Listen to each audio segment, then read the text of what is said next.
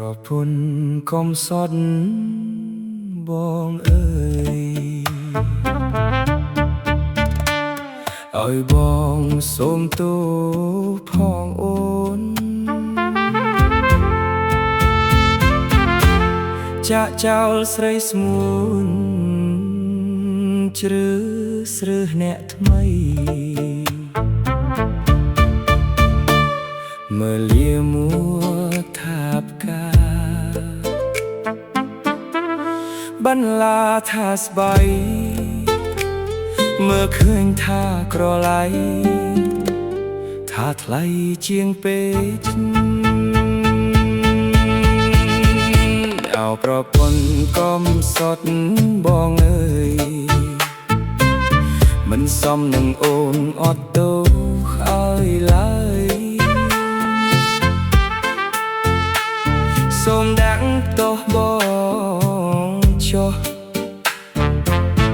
ឲ្យសមដំឡៃសមនឹងក្តីឈឺចាប់ស្រីតែបងសូមឱកាសជាថ្មីបានកកសាងលុបលៀ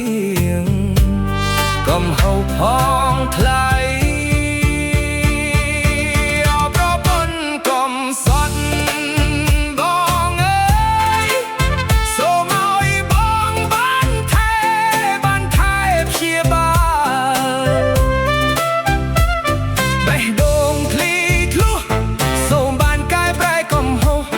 បំពេញភារកិច្ចជា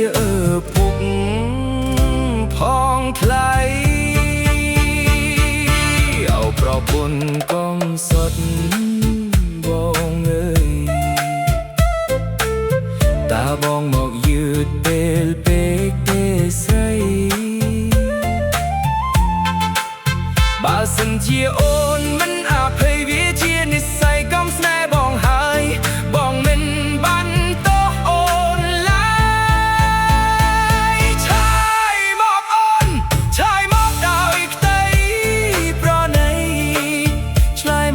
ថ្លៃ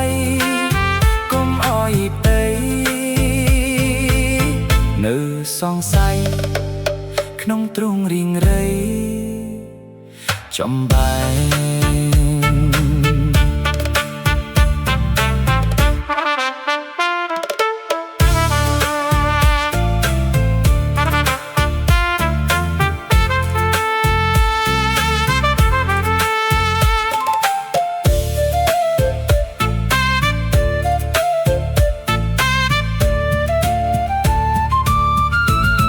ប្រពន្ធកុំសត់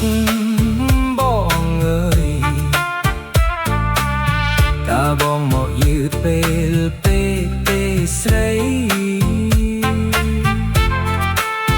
បើសិនជាអូនមិនអភ័យវាជានិស្ស័យកុំស្នេហ៍បងហើយបងមិនបានទោសអូនឡើយឆ្លើយមកអូនឆ្លើយមកដោយក្តីប្រណីឆ្លើយមកណាថ្លៃកុំឲ្យផ្ទៃ